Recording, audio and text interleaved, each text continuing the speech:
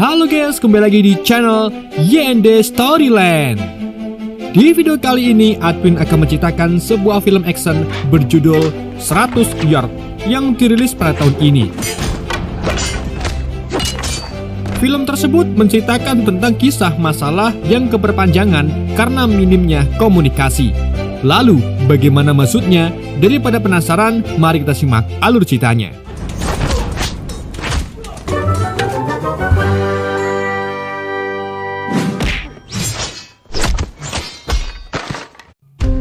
Cerita dilatar belakangi tahun 1912, di mana Akademi Seni Bela Diri pertama kali didirikan di Tianjin. Namun, pada tahun 1920, pihak asing mulai memasuki Tianjin dan mulai memberikan pengaruhnya. Suatu hari, Akademi Seni Bela Diri mengadakan sebuah pertandingan antara anak dari Master Kepala Akademi bernama Shen An dengan murid terbaik dari pendiri Master Kepala Akademi bernama Qi Kuan. Siapapun yang memenangkan pertarungan tersebut akan mewarisi Akademi Bela Diri. Saat pertarungan berlangsung, Shen An terlihat lebih unggul dalam pertarungan. Namun ketika sang master mengatakan jika Qi Kuan tidak menunjukkan gerakan yang ia ajarkan, sang master pun khawatir jika Shen An tidak bisa berkembang. Mendengar hal itu, gerakan Qi Kuan pun seketika berubah dan dengan sekejap Qi Kuan mengalahkan Shen An.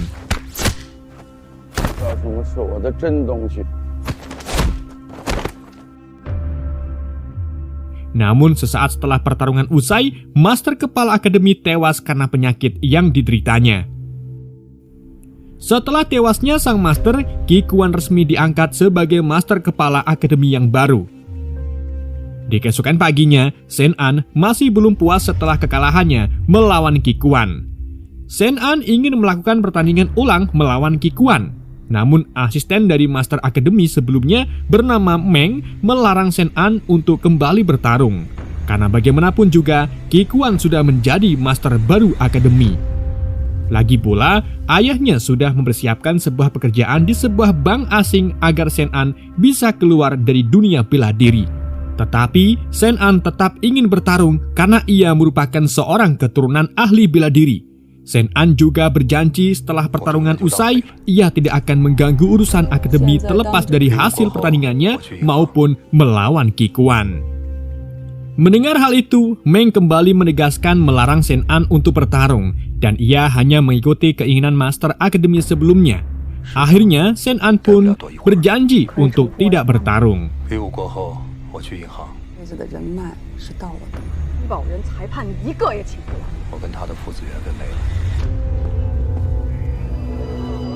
Sayangnya, Shen An mengingkari janjinya dengan melakukan pertarungan melawan Qi Kuan saat mereka tiba di pasar.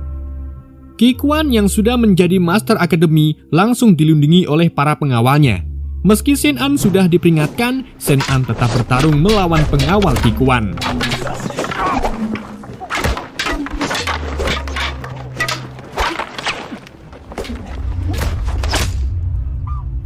Setelah berhasil mengalahkan para pengawal, Shen An pun langsung menuju ke Qi Kuan, tetapi Qi Kuan yang tidak ingin bertarung segera kabur dari Shen An.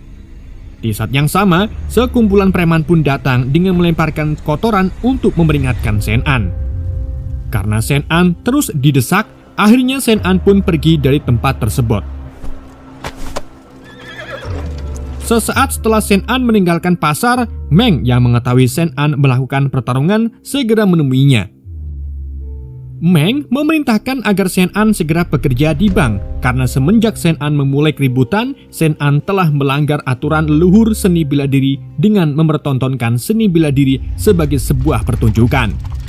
Sebagai penerus seni bela diri seharusnya, Shen An mengikuti aturan para leluhurnya. Karena Shen An tak ingin berdebat, ia pun segera pergi meninggalkan Meng. Sesaat setelah meninggalkan Meng, Shen An bertemu pemimpin preman yang diperintahkan oleh Qi Kuan sebagai bentuk permintaan maaf karena mempermalukan Shen An di depan umum. Pemimpin preman yang bernama Yin mematahkan lengannya. Sementara Shen An yang mengetahui bahwa Qi Kuan terlibat dengan para preman hanya bisa menahan amarahnya. Shen An mengikuti perkataan Meng dengan bekerja di bank asing. Di tengah Shen An bekerja, ia dipanggil pemimpin bank untuk melakukan pertarungan. Awalnya Shen An menolak karena seni bela diri bukanlah sebuah pertunjukan. Namun ketika pemilik bank menertawakan Shen An mengenai betapa pengejutnya seorang seniman bela diri, Shen An pun langsung berubah pikiran dan bersedia melakukan pertarungan tersebut. Dengan disaksikan oleh keluarga para pejabat bank, Shen An dengan mudah mengalahkan petarung yang dikirim para pejabat bank tersebut.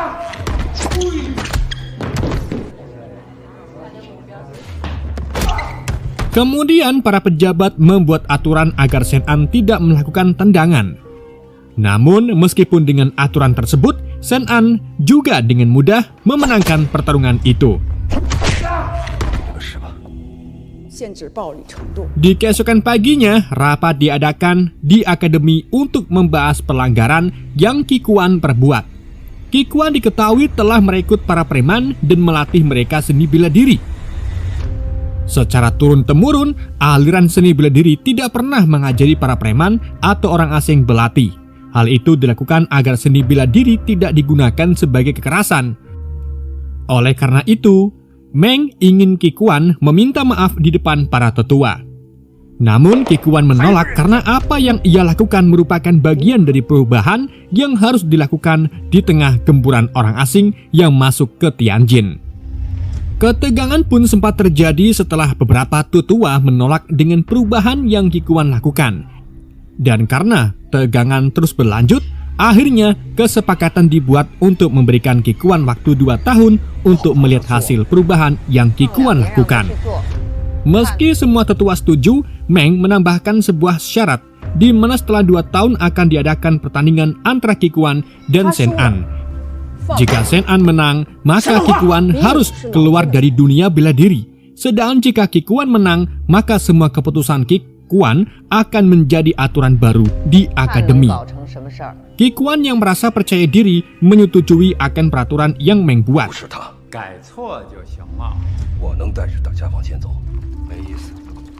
Setelah rapat usai, Shen An merasa ia tidak bisa menang, mengingat ia bahkan tidak bisa menghindari sebuah ketapel. Shen An juga berpikir bagaimana peseniman bela diri melumpuhkan para preman yang kebanyakan menggunakan senjata jarak jauh. Mendengar hal itu, Meng pun menjelaskan para pendahulu seni bela diri menggunakan senjata api untuk melindungi diri dari para bandit. Setelah akademi dibangun, barulah senjata api disimpan. Para preman yang mengetahui hal itu pun mulai tunduk di bawah akademi bela diri. Dan untuk mengatasi pertarungan melawan Qi Kuan, Meng menyarankan agar Shen An mempelajari jurus tinju keempat yang belum dipelajari oleh Qi Kuan. Sayangnya, sebelum Meng memberitahukan lebih lanjut, Meng tiba-tiba ditembak oleh seseorang. Setelah Meng tewas, Shen An pun segera kembali ke akademi karena ia menduga Qi Kuan lah pelakunya. Meski Qi Kuan bersumpah bahwa bukan pelakunya, namun Shen An tidak mempercayai sumpah tersebut. Shen An ingin menyelesaikan masalah dengan pertarungan, namun dalam duel ini keduanya akan menggunakan senjata sungguhan. Jika Shen An kalah, ia akan mengakui bahwa Qi Kuan bukan pelakunya, dan jika Shen An menang, maka Qi Kuan akan menerima pembalasan atas kematian Meng. Meski terlihat tidak masuk akal, namun sebagai seniman bela diri, Qi Kuan menerima duel tersebut. Di keesokan paginya, Shen An menemui kekasihnya bernama Yui. Di sini diceritakan Yui merupakan anak haram dari pemilik bank asing. Sebelumnya, Shen An sudah dijodohkan oleh seorang wanita dari lingkungan seni bela diri untuk melanjutkan akademi. Namun setelah mengetahui ayahnya ingin Shen An keluar dari dunia bela diri, ayahnya pun merestui hubungan antara Yui dan Shen An. Dan setelah Shen An memutuskan untuk kembali ke dunia bela diri, ia pun memutuskan untuk mengakhiri hubungannya dengan Yui.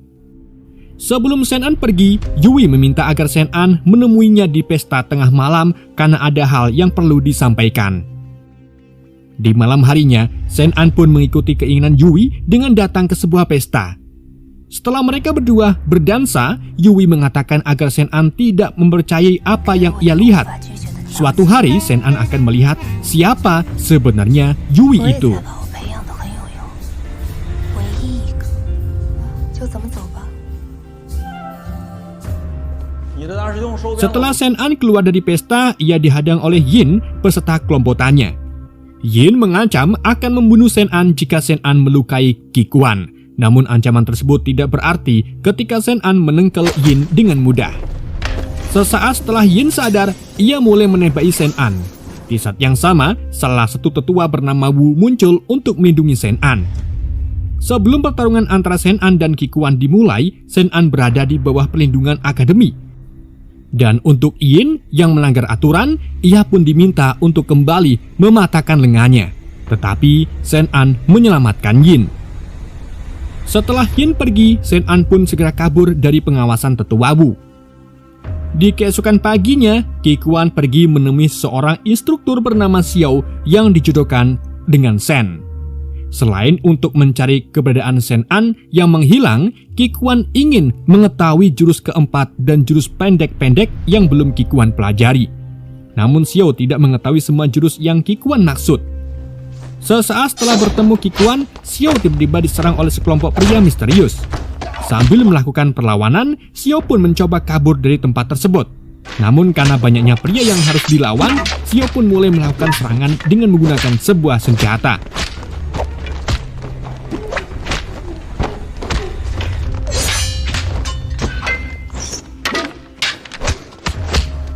Akhirnya, setelah pertarungan panjang yang Xiao lakukan, ia pun menyadari bahwa kelompok pria yang menyerangnya dipimpin oleh Qi Kuan. Pertarungan pun dimulai antara Xiao melawan Qi Kuan, namun pada akhirnya Xiao pun kalah. Setelah Xiao berhasil ditawan, Qi Kuan menduga bahwa jurus yang dikeluarkan oleh Xiao merupakan jurus pendek yang diajarkan oleh Master. Jurus tersebut tidak diajarkan kepada Qi Kuan karena jurus tersebut akan digunakan untuk melawan Qi Kuan. Namun alasan sebenarnya jurus tersebut tidak diajarkan ke Qi Kuan karena jurus tersebut berasal dari bandit. Sejak awal Xiao bukanlah calon menantu dari Master, dan alasan Master mengajarkan jurus pedang pendek karena jurus itu akan diwariskan ke keluarga Xiao. Untuk mencegah jurus tersebut diajarkan ke Shen An dan melawan Shen An dengan senjata, Qi Kuan pun meminta agar Xiao mengajari jurus pendek-pendek kepadanya. Awalnya Xiao menolak mengajari jurus pendek tersebut. Namun setelah Qi Kuan meyakinkan bahwa Xiao harus memiliki antara Shen An ataupun Qi Kuan untuk memperkuat keluarga Xiao, akhirnya Xiao pun memilih untuk Qi Kuan.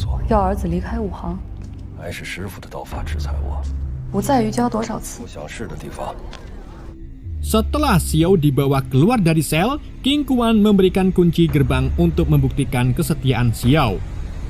Dan tanpa diduga, Xiao lebih memilih kembali ke Qi Kuan ketimbang kabur. Singkat cerita, beberapa hari kemudian, akhirnya pertarungan antara Qi Kuan dan Shen An pun tiba. Sebelum pertarungan dimulai, keduanya mempersiapkan senjata masing-masing. Qi Kuan dengan pedang pendek, sedangkan Shen An dengan pedang panjang. Dengan memanfaatkan panjang pedang, Shen An tanpa diduga mampu merebut salah satu pedang pendek milik Qi Kuan. Dengan melempar pedang pendek ke arah Xiao, Shen An bermaksud menyindir Xiao karena lebih memilih Qi Kuan. Sementara Qi Kuan segera dihentikan oleh anggota-anggota akademi karena telah dianggap kalah. Namun Qi Kuan yang tidak menerima kekalahannya segera menyerang anggota akademi tersebut. Hal ini mengakibatkan para tetua mulai marah, sedang Shen An segera melepaskan sarung pedangnya dan menganggap pertarungan melawan Qi Kuan bukanlah sekedar duel. Seketika aula menjadi hening dan pertarungan antara keduanya pun kembali dimulai. Dalam pertarungan kali ini, Shen An benar-benar unggul dengan beberapa kali mengenai bagian vital Qi Kuan. Meski Qi Kuan sedang terpojok, ia terus melanjutkan pertarungan hingga akhirnya Qi Kuan pun tumbang.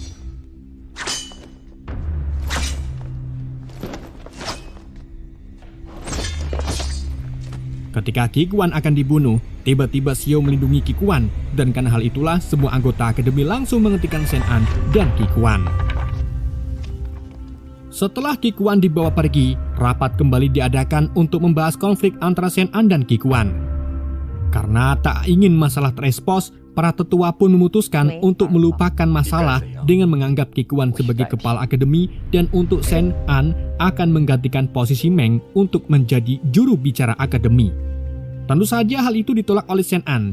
ia ingin menagih janji karena Ki Kuan kalah dalam pertandingan.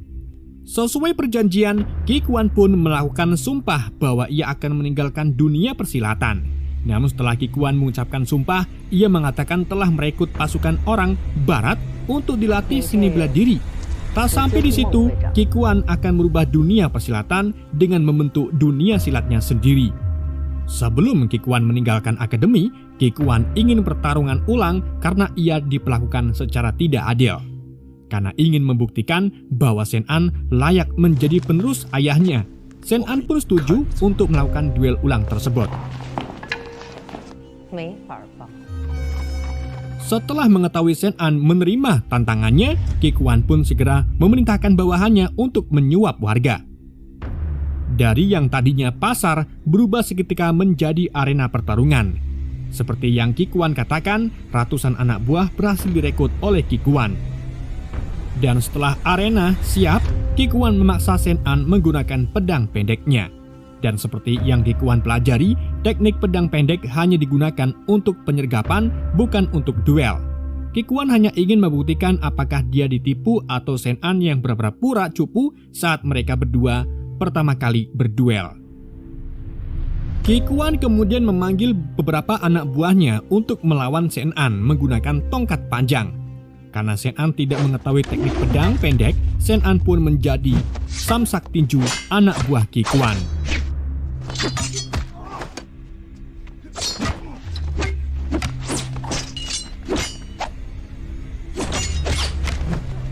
Sementara Shen An yang merasa kesal segera menggunakan tinjunya untuk melawan. Melihat Shen An tidak menggunakan pedang pendek, Ki Kuan pun memerintahkan Yin beserta komplotannya untuk menembaki Shen An. Sedang Shen An yang sendirian hanya bisa bersembunyi di bawah gerobak. Meski Shen An sudah tak berdaya, Ki Kuan terus memerintahkan anak buahnya untuk memojokkan Shen An. Hingga akhirnya Yin yang tadinya menyerang Shen An berbalik menyerang anak buah Ki Kuan. Alasan Yin melakukan hal itu karena Shen An pernah mengampuni Yin. Yin kemudian meminta Ki Kuan untuk mengizinkan Shen An mengambil senjatanya kembali. Dan setelah Ki Kuan mengizinkan Shen An mengambil senjata, tanpa diduga Yin berbalik arah untuk melawan Ki Kuan. Yin beranggapan apa yang dilakukan Ki Kuan merupakan seorang pengecut karena mengeroyok Shen An. Sayangnya, upaya Yin untuk membantu Shen An hanya sekejap setelah Yin ditembak oleh salah satu anak buah Ki Kuan. Sementara Shen An yang sendirian tak bisa berbuat banyak setelah Yin tewas. Namun tiba-tiba Yui yang bertugas sebagai tukang pos muncul, dan dengan memanfaatkan kedatangan Yui, Shen An pun berhasil lolos dari anak buah Ki Kuan. Sementara anak buah Ki Kuan hanya bisa membiarkan Shen An pergi karena peraturan di Tianjin, petugas pos tidak bisa diganggu. Ketegangan pun sempat terjadi saat Shen An tiba di kantor petugas pos, dan di sana anak buah Ki Kuan sudah menunggu. Untuk menyelesaikan masalah antara keduanya, Ki Kuan pun kembali menyerahkan pedang pendek untuk digunakan dalam pertarungan karena Ki Kuan menggunakannya dalam duel melawan Shen An. Dan agar adil, Ki Kuan akan mengajari teknik pedang pendek yang ia pelajari dari Xiao. Setelah Ki Kuan memberikan teknik pedang pendek, Ki Kuan berjanji akan mengakhiri perselisihan setelah pertarungan usai.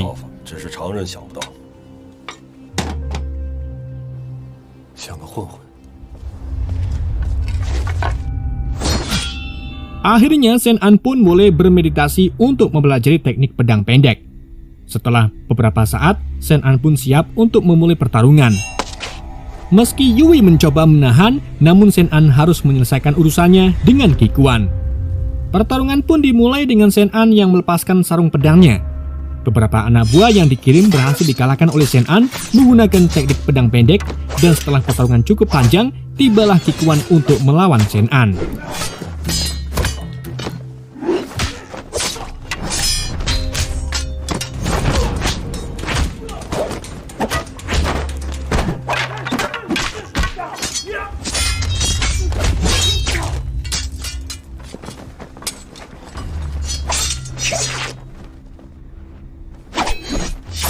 Meski keduanya saling mendapatkan luka, namun Ki Kuan terlihat lebih unggul.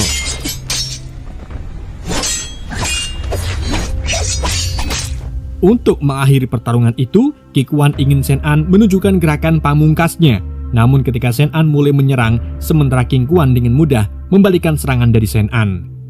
Di dalam pertarungan kali ini, Qi Kuan lah yang keluar sebagai pemenang.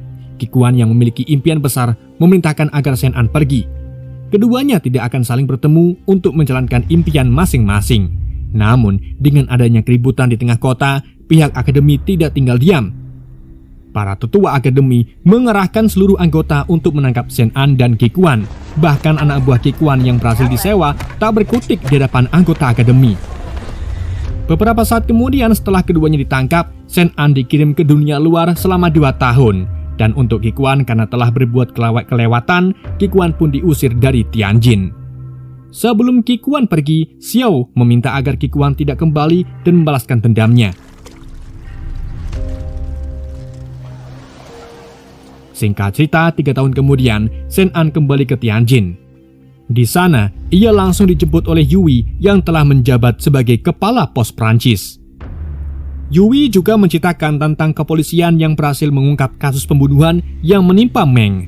Berdasarkan penyelidikan, tembakan yang membunuh Meng berasal dari tembakan nyasar dari pemukiman barat. Tembakan tersebut berasal dari bocil yang sedang bermain tembak-tembakan tanpa mengetahui dalam senjata itu terdapat sebuah peluru. Sementara akademi sendiri juga mengalami masa sulit karena mereka kekurangan bakat untuk dijadikan penerus. Meski akademi membutuhkan penerus, Shen-an menolak untuk kembali karena ia akan mengikuti keinginan ayahnya untuk keluar dari dunia bela diri dan mulai bekerja di kantor pos bersama Yui, dan film pun berakhir.